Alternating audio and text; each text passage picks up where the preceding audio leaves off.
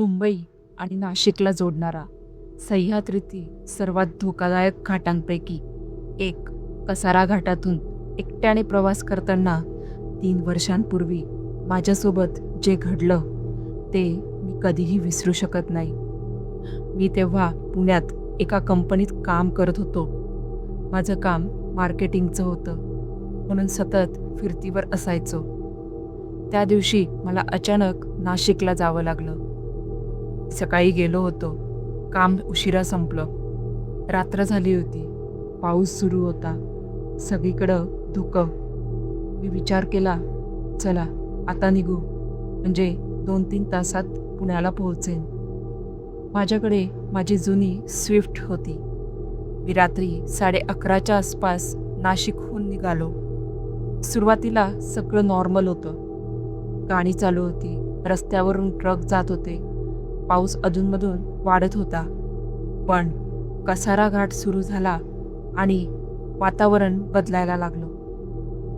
मोबाईलला नेटवर्क गायब झालं. रेडिओ स्वतःच बंद झाला. मी पुन्हा ऑन केला, पण फक्त खरखर आवाज. गाडीच्या काचेबाहेर इतकं धुकं होतं की पुढचं काही दिसत नव्हतं. त्यावेळी रात्रीचे जवळपास 2 वाजले होते. रस्ता जवळजवळ रिकामा होता. अचानक माझ्या गाडीसमोर एक माणूस आला. मी जोरात ब्रेक मारला. गाडी घसरली. टायरचा आवाज घाटात घुमला. माझं हृदय अक्षरशः घशात आलं होतं. तो माणूस अगदी गाडीसमोर उभा होता. पावसात पूर्ण भिजलेला, पांढरा शर्ट, डोकं खाली. मी हॉर्न वाजवला, पण तो हललाच नाही.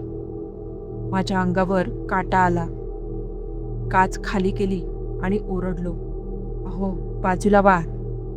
तो हळूहळू डोकं वर करायला लागला आणि मी गोठलोच. त्याचा चेहरा नव्हताच, फक्त काळोख. जणू चेहऱ्याच्या जागी काळा धूर होता. मी घाबरून लगेच गाडी मागे घ्यायला लागलो, पण अचानक तो माणूस गायब झाला. अगदी क्षणात. समोर कोणीच नव्हतं. मी हादरलो होतो. श्वास जोरात चालू होता. मी स्वतःला समजावलं, कदाचित भास असेल, धुक्यामुळे असं दिसलं असेल. पण आत कुठेतरी भीती बसली होती. मी गाडी पुढे घेतली. थोडं पुढे गेलो आणि मला दिसलं, रस्त्याच्या कडेला एक ट्रक उभा होता. त्याचे हॅझर्ड लाईट्स चालू होते. मी विचार केला, कुणाला मदत हवी असेल, म्हणून गाडी थांबवली.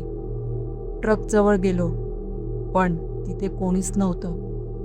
ड्रायव्हर सीट रिकामी, दार उघडं, इंजिन बंद. पण ट्रकच्या आतून कुणीतरी रडत असल्याचा आवाज येत होता. एक बाई हळू आवाजात, वाचवा. माझ्या पायाखालची जमीन सरकली. मी मागे सरकलो. तेवढ्यात ट्रकचं हॉर्न अचानक स्वतःच वाजायला लागलं. इतका मोठा आवाज की माझे कान सुन्न झाले. मी धावत गाडीत बसलो आणि तिथून निघालो. आता माझ्या हाताला घाम फुटला होता. घाटात प्रचंड धुकं वाढलं होतं. समोर फक्त 2 फुटांचं दिसत होतं.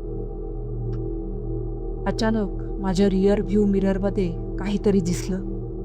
माझ्या मागच्या सीटवर कुणीतरी बसलं होतं. एक म्हातारी बाई, ओले केस, पांढरी साडी आणि डोळे पूर्ण पांढरे. मी किंचाळलो. गाडी डगमगली. मी मागे वळून पाहिलं तर सीट रिकामी, पण सीटवर पाणी होतं. जणू कोणीतरी आत्ताच बसलं होतं. माझ्या हातापायातली ताकद संपत चालली होती.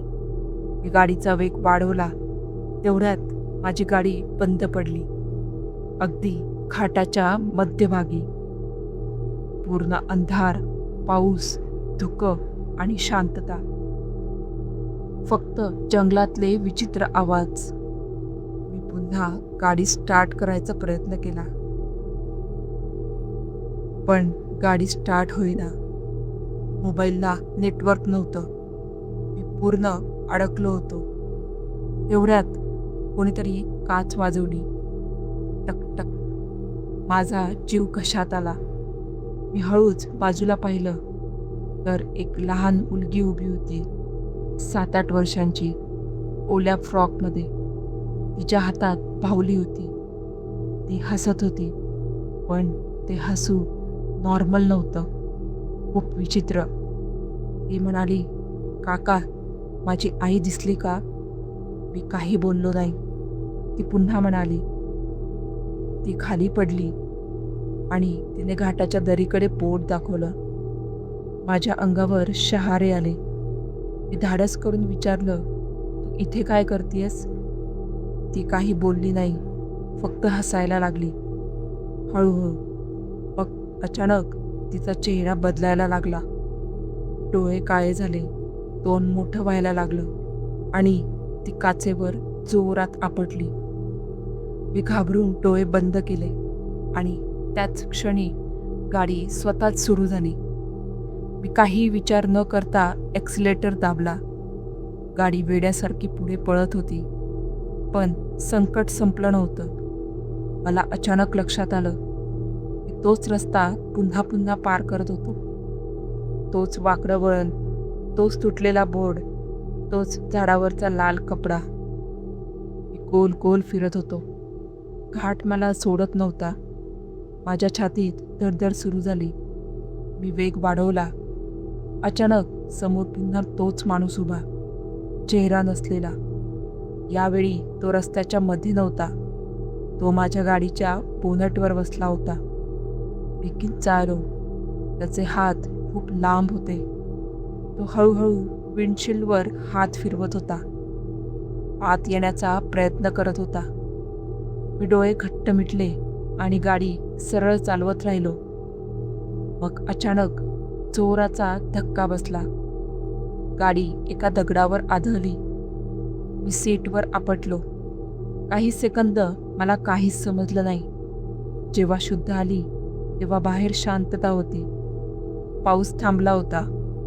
मी बाहेर उतरलो आणि समोरचं दृश्य पाहून माझ्या पायाखालची जमीनच सरकली. माझी गाडी दरीच्या अगदी काठावर उभी होती.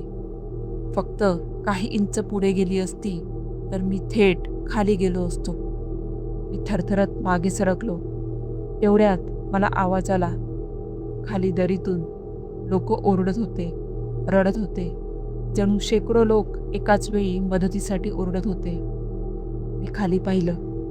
धुक्यात मला काही गाड्यांचे तुकडे दिसत होते, जुन्या, गंजलेल्या, आणि त्यांच्यामध्ये माणसं उभी होती. काही जळालेली, काही रक्ताने माखलेली. ते सगळे माझ्याकडे पाहत होते. माझा श्वास अडकला. अचानक त्यातल्या एका बाईने वर बोट दाखवला आणि क्षणार्धात सगळे वर बघायला लागले. मीही वर पाहिलं. रस्त्यावर माझ्या मागे तो उभा होता, तोच चेहरा विनाचा माणूस. यावेळी तो खूप उंच दिसत होता, 7-8 फुटांचा. त्याच्या शरीरातून काळा धूळ निघत होता आणि त्याच्या मागे ती लहान मुलगी उभी होती आणि ती म्हातारी बाई. ते तिघं हळूहळू माझ्याकडे चालत येत होते. माझे पाय हलत नव्हते. मी मंत्र म्हणण्याचा प्रयत्न केला, पण आवाजच निघत नव्हता. अचानक त्या माणसाने हात पुढे केला आणि मला जाणवलं कुणीतरी माझा गळा दाबतंय. मी हवेसाठी तडफडू लागलो. डोळ्यासमोर अंधार यायला लागला. तेवढ्यात दूरवरून ट्रकचा मोठा हॉर्न ऐकू आला. त्या आवाजाबरोबर ते तिघं अचानक थांबले आणि धुक्यात विरघळायला लागले. क्षणात गायब. मी खाली कोसळलो. मला पुढे काय झालं ते आठवत नाही. पण जेव्हा डोळे उघडले तेव्हा सकाळ झाली होती. मी एका ढाब्यावर होतो. 2 ट्रक ड्रायव्हर माझ्याकडे पाहत बसले होते. त्यांनी सांगितलं, "तुझी गाडी घाटाच्या कडेला उभी होती.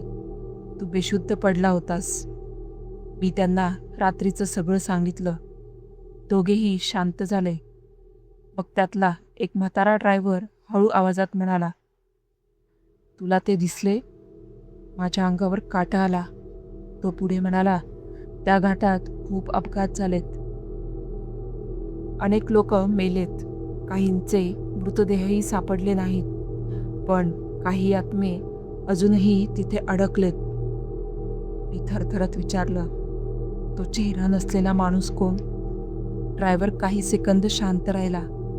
मग म्हणाला, 20 वर्षांपूर्वी एक बस दरीत पडली होती. पूर्ण जळाली. ड्रायव्हरचा चेहरा पूर्ण जळून गेला होता. म्हणतात तो अजून लोकांना घाटात अडकवतो. त्या दिवसानंतर मी पुन्हा रात्री कसारा घाटातून कधीच गेलो नाही. आजही कोणी त्या घाटाचं नाव काढलं की माझ्या अंगावर काटा येतो. कारण मला माहीत आहे, कसारा घाटात काहीतरी आहे जे रात्री जागं होतं. आणि एकदा का त्याने तुम्हाला पाहिलं तर तो तुम्हाला सहज सोडत नाही. तुम्हाला देखील असा कुठला अनुभव आला असेल तर आमच्यासोबत नक्की शेअर करा. व्हिडिओ आवडला असेल तर अकस्मात मराठी हॉरर स्टोरीज या चॅनलला लाईक आणि सबस्क्राईब नक्की करा. भेटूया पुढच्याच अशा एखाद्या थरारक अनुभवासोबत. तोपर्यंत धन्यवाद.